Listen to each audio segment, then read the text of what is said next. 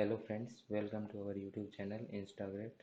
आज हम डिस्कस करेंगे 14 मई 2020 के करंट अफेयर्स। और अभी तक अगर आपने हमारा यूट्यूब चैनल सब्सक्राइब नहीं किया है तो आप हमारे रेड कलर का जो बटन दिखाई दे रहा है इस पर क्लिक करें।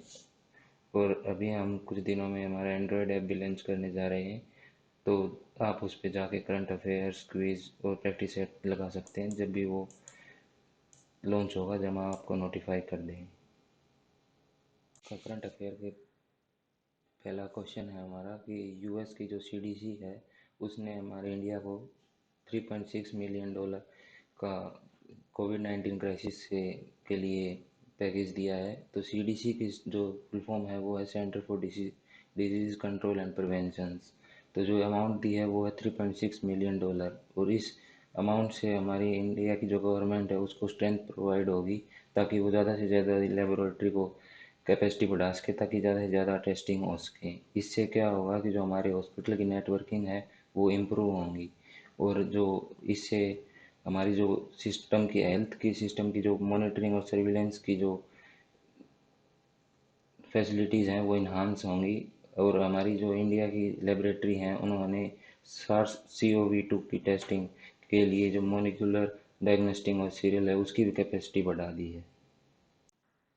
नेक्स्ट क्वेश्चन है कि जो हमारे देश के प्रधानमंत्री हैं PM मोदी, उन्होंने जो कोविड-19 के इकोनॉमिक क्राइसिस है उससे उबरने के लिए 20 लाख करोड़ का पैकेज अनाउंस किया है। तो ये जो घोषणा की है ये 13 मई 2020 को की गई है। तो इस जो स्कीम है, जो ये 20 लाख करोड़ रुपए की जो राहत पैकेज है, इस स्कीम को आत्मनिर्भर भारत अभियान स्कीम कहा गया है। इसकी जो अमाउंट है ये हमारी GDP की 10% है। और ये हमारे जो देश के प्रधानमंत्री हैं इन्होंने कोविड-19 क्राइसिस को unprecedented event in the history of Mankind कहा है। इस जो ये राहत पैकेज मिला है ये जो हमारे देश में लेबर हैं, फार्मर हैं या इंडस्ट्री हैं उन सब के लिए एक रिलीफ पैकेज है। नेक्स्ट क्वेश्चन है कि जो हमारे देश की CSIR और NAL हैं उन्होंने मिलकर एक वेंटिलेटर तैयार किया है जिसका नाम है स्वास्थ्य वायु। सबसे पहले तो CISR की फुल फॉर्म है centre for scientific and industrial research. और NAL है, इसकी फुल फॉर्म है नेशनल एरोस्पेस लेबोरेटरी। और इन्होंने जो वेंटिलेटर बनाया है ये BIP पे काम करता है। इसका मतलब है by level positive airway pressure.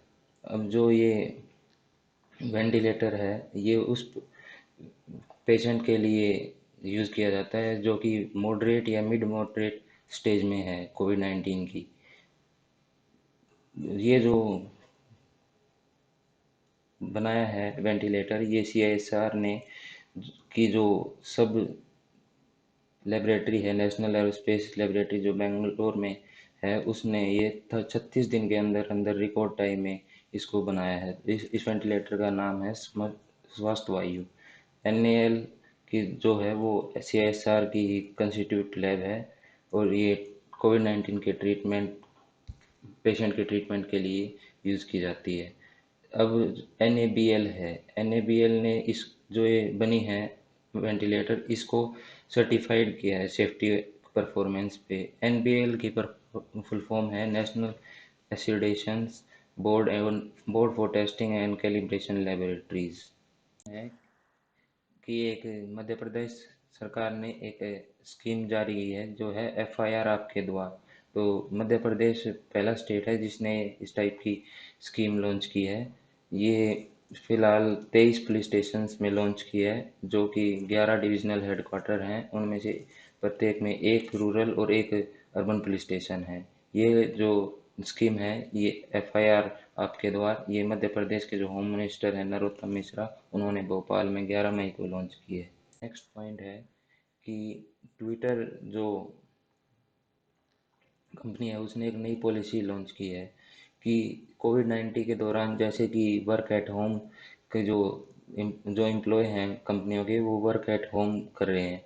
तो ट्विटर ने ये अनाउंस किया है कि कोविड-19 के क्राइसिस के जो लॉकडाउन है उसके बाद भी वो उनके जो एम्प्लॉयज़ हैं वो वर्क एट होम से ही अपना काम कर सकते हैं।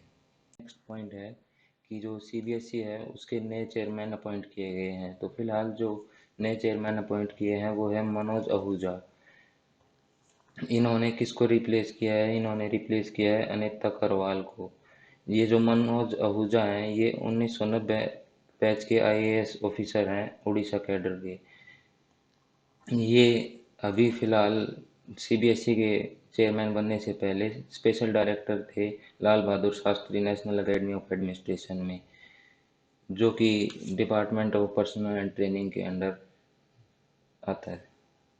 नेक्स्ट पॉइंट है कि किस देश ने यूएस को अपोज किया है कि वो अपने जो आर्म्स हैं उनको ईरान में ना बढ़ाए और जो यूएन के सैंक्शन है वो इस्लामिक स्टेट्स पे ना लगाए। तो रशिया कंट्री है जिसने यूएस को अपोज किया है कि वो यूएन के जो सैंक्शन है उसको इस्लामिक रिपब्लिक पे स्टेट्स जो कंट्री हैं उन पर ना लगाए और अपने आर्म फोर्स है उसको ईरान में एक्सटेंड ना करे। पॉइंट है कि जो इंडिया में CO2 का एमिशन है वो पिछली 4 डिकेड्स में कम हो गया है। तो ये कितना कम हुआ है? मार्च में CO2 का जो एमिशन है वो 15% कम हुआ है और अप्रैल में ये 30% कम हुआ है। ये नहीं है कि जो लॉकडाउन है उसी में ये कम हुआ है। लॉकडाउन से पहले जैसे कि रिन्यूएबल सोर्स ऑफ एनर्जी हैं उनके यूज से ये कम हो गया, पर लॉकडाउन के दौरान जैसे कि इलेक्ट्रिसिटी की कंजप्शन बढ़ गई है तो उसके कारण CO2 का एमिशन बढ़ गया है, परंतु पहले के मुकाबले बढ़ा है और मार्च और अप्रैल में रिन्यूएबल सोर्स ऑफ एनर्जी के यूज के कारण ये घटा है। नेक्स्ट पॉइंट है कि तेलंगाना इंडिया का पहला स्टेट है जिसने किसानों को जो उनकी खेती है उनको रेगुलेट करने के लिए कहा है। तो ये जो स्कीम है ये तेलंगाना के जो चीफ मिनिस्टर हैं के चंद्रशेखर राव उन्होंने इसे लॉन्च किया है और उन्होंने इसे पायलट प्रोजेक्ट का नाम दिया है। ये जो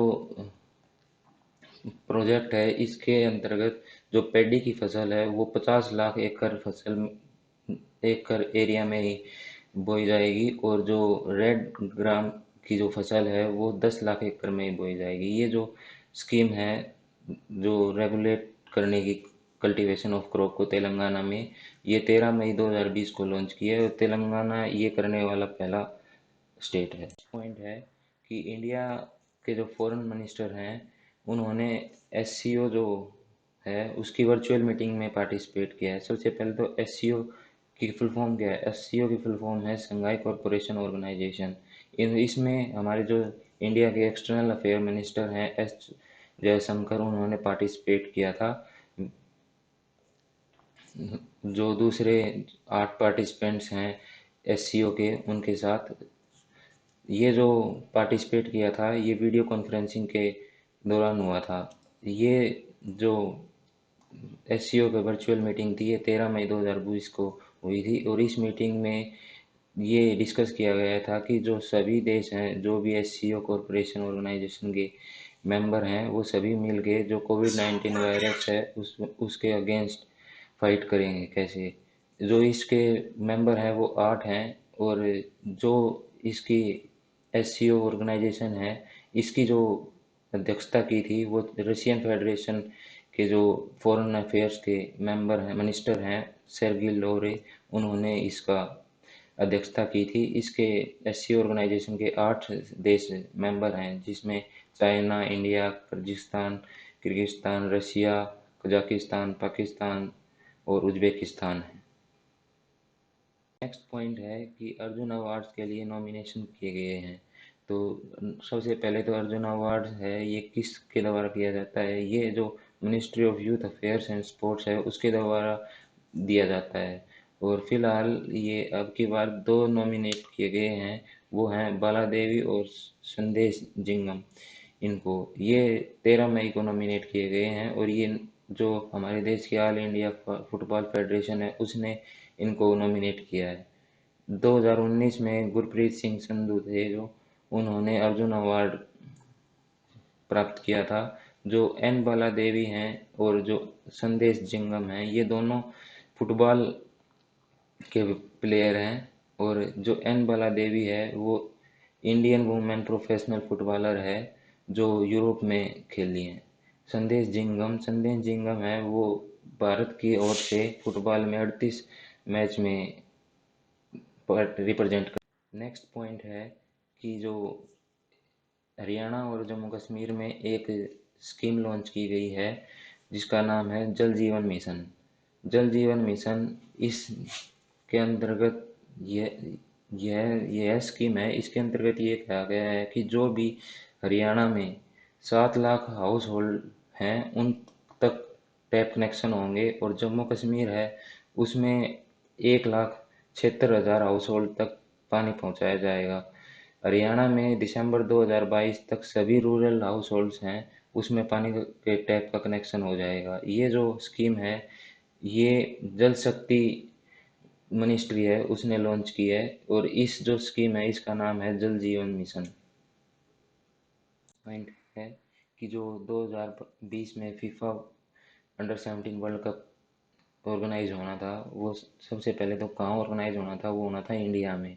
और इंडिया ऐसा टूर्नामेंट ऑर्गेनाइज करने वाला अंडर 17 वर्ल्ड कप का इंडिया फर्स्ट टाइम होस्ट करने वाला था, परंतु कोरोना वायरस के कारण ये जो वर्ल्ड कप है ये पोस्टपोन हो गया है। पहले ये होना था 3 अप्रैल 2020 को, पर कोविड-19 के कारण इसको पोस्टपोन करके 2 से 21 नवंबर के बीच में शेड्यूल किया गया है। पॉइंट है कि जो WHO है उसने कहा है कि अब जो कोविड-19 की क्राइसिस है उसमें जो पेशेंट्स की संख्या बढ़ रही है उसके साथ साथ जो पहले के मुकाबले एड्स, मलेरिया और टीबी है इनके भी पेशेंट्स में वृद्धि हो रही है। और इंडिया में जो स्टेट लेवल डिजीज़ हैं उसमें जो मोर्टेलिटी रेट है वो 49% तक ड्रॉप हुआ है, और चाइल्ड मोर्टेलिटी रेट है वो 49% ड्रॉप हुआ है 2000 से लेकर 2017 के बीच में। तो 17 साल के अंतर में 49% की मोर्टेलिटी रेट डिक्रीज हुई। Okay, thank you friends. अगर आपको हमारा वीडियो पसंद आया है तो हमारे चैनल को सब्सक्राइब कीजिए और लाइक कीजिए, और आपका अगर कोई सजेशन हो तो वो कमेंट कीजिए।